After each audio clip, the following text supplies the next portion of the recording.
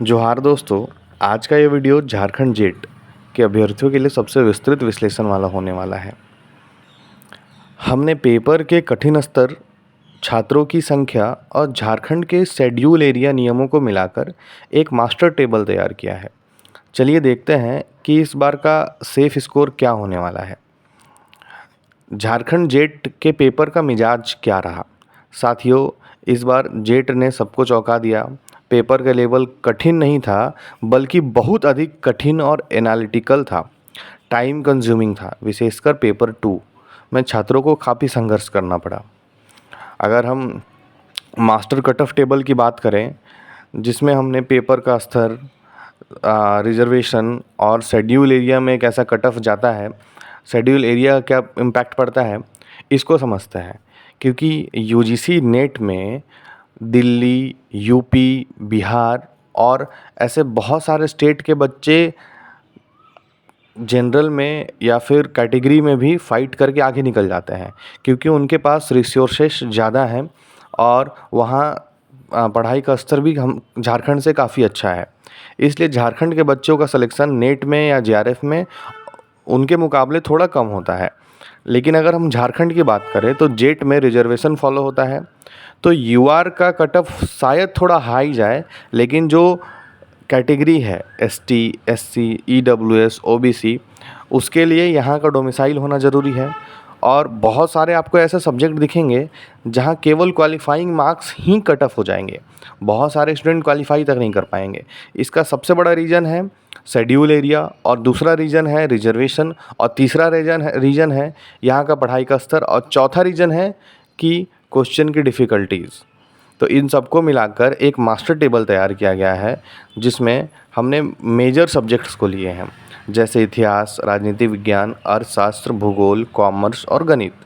तो पेपर का स्तर देखते हैं। इतिहास की अगर हम बात करें तो पेपर का स्तर मध्यम से थोड़ा कठिन था, और जिसमें यूआर 56 से 58 के बीच, ओबीसी 52 से 54 के बीच, और एससी 48 से 50 के बीच, और एसटी 45 से 47 के बीच इतना परसेंटेज रहने की उम्मीद है।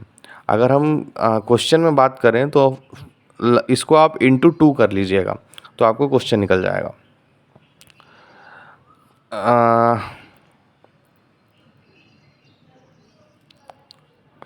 अब हम बात करते हैं इंटू 1.5 करने से आपका क्वेश्चन निकल जाएगा।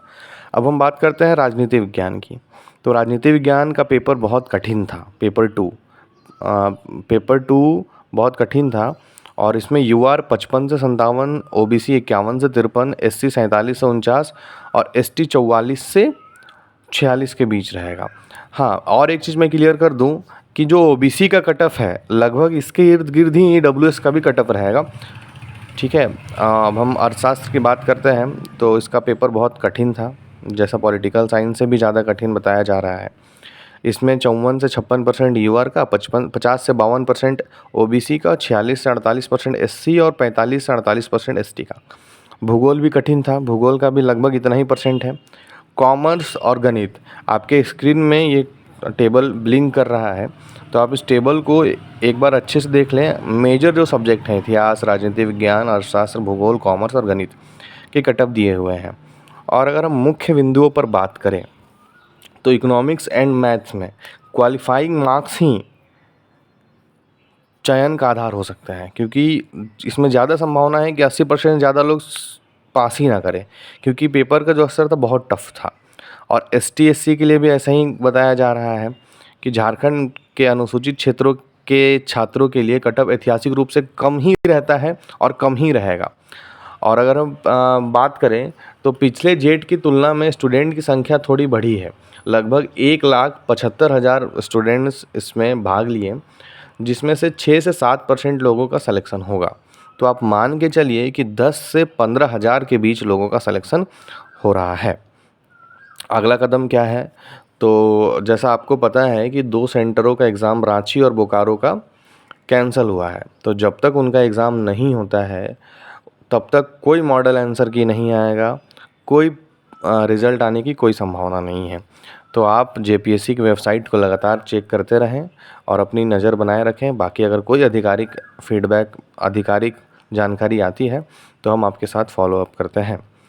अगर आपको वीडियो अच्छा लगा तो लाइक करें, कमेंट करें और अपने साथियों के साथ ज़रूर शेयर करें। और एक हम फाइनल पोल तैयार कर रहे हैं, आप उसमें ज़रूर भाग लें। जोहार झारखंड, जय झारखंड।